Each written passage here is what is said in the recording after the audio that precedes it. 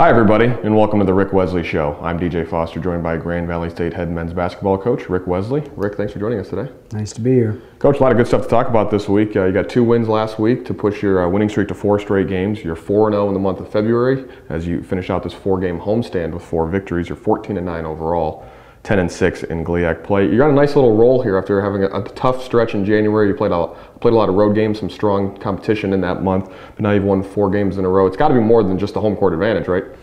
Well, I think we've played much better. We've gotten into a little bit of rut there in February, and even toward the end of February, I thought we actually played some pretty good games at Ferris, our Cedarville game. We just weren't able to put together 40 minutes, so we fell a little bit short. But even as we got into the end of the month, I thought we started to play a little bit better, maybe starting with the Michigan Tech game there. So we've had a pretty good stretch here of consistent play, and I think then coming back home, just that added edge that you get from being at home was enough to kind of get us over the hump and get us on this nice little winning streak. Yeah, Ashland came into town on Thursday night, and it was a huge game in terms of GLIAC standings, but also looking forward to the GLIAC tournament for a tiebreaker possibility. You had played a great first half, leading 37-20 at halftime. Ashland chipped away. They pulled within 3 points, probably midway through the second half, but you were able to finish them off late in the game. James Thomas was very strong, 17 points, 10 rebounds. He also had 4 assists and 3 steals. Tony Peters and Nick Waddell both had 13 points, and you win 64-51 over the Eagles.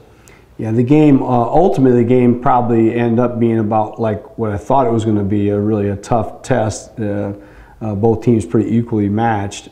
Fortunately for us, we got off to a great start and probably played one of our best halves of basketball in the first half, and were able to get out to a pretty substantial lead. And we needed every bit of that to hang on and ultimately get the win. But good game for us. Tony Peters had one of his best games, particularly in the first half. I thought he was really outstanding. You mentioned James Thomas continues his fine play. I thought Ben Lanning had one of his better games. Yep. He got 6 rebounds, was a little more physical, had a couple big blocks in the game. So that was encouraging as well.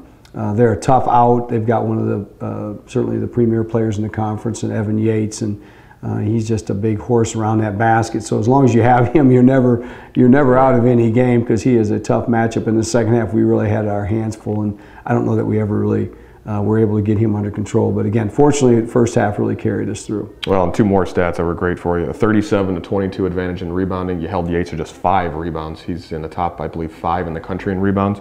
And then you turned the ball over just 5 times. That's huge, obviously, in a win like that.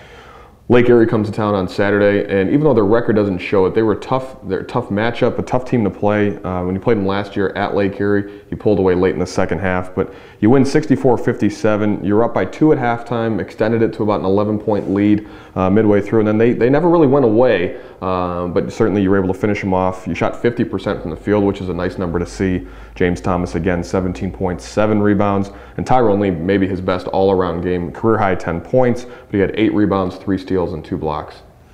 Yeah, this was a tough game. I didn't think that we were as focused in our practice and in our preparation going into the game, so I was very worried about that. And then, it kind of held true. I thought we got out to a very slow start. To Lake Erie's credit, I thought they were very competitive. They were very enthused and played really hard, and really took the fight to us early. The first half, we had a number of mistakes. I think Tyrone, Mike, Ryan, we missed 3 layups, I think, in the first half. We stepped out of bounds on a steal, had a loose ball that didn't go our way.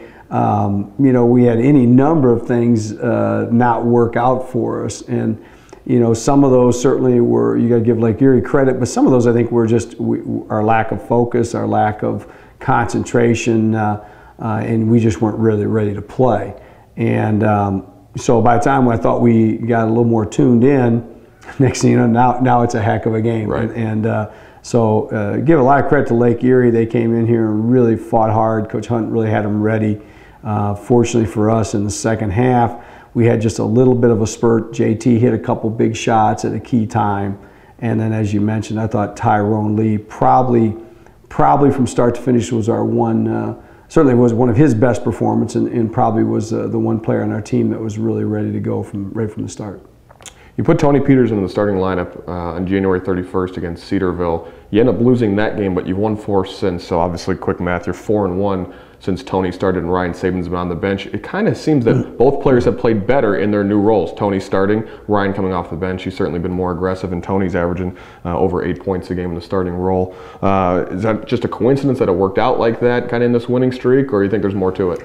Well, we got a long ways to go, so we'll see. But it's been a good thing for us so far. Tony's a veteran guy. He's he's been a big part of our program. Played a lot of games for us, so he seems to be comfortable in that role. He gives us another good shooter out there. He runs the floor very well. And then clearly Ryan has played better coming off the bench. I think took a little pressure off him. It's tough as a freshman. You're in that starting lineup. I think you feel that stress and anxiety maybe a little bit more than an older guy, and he had been in there from the start of the season. Right. So I think this has given him a chance to kind of just take a deep breath and relax, and then when he comes in, he brings us another a different element coming off the bench. He's really been attacking the basket better and playing more aggressive. So it's worked out nicely here recently. Hopefully it'll continue to be that way, and if it does, it certainly makes us that much better.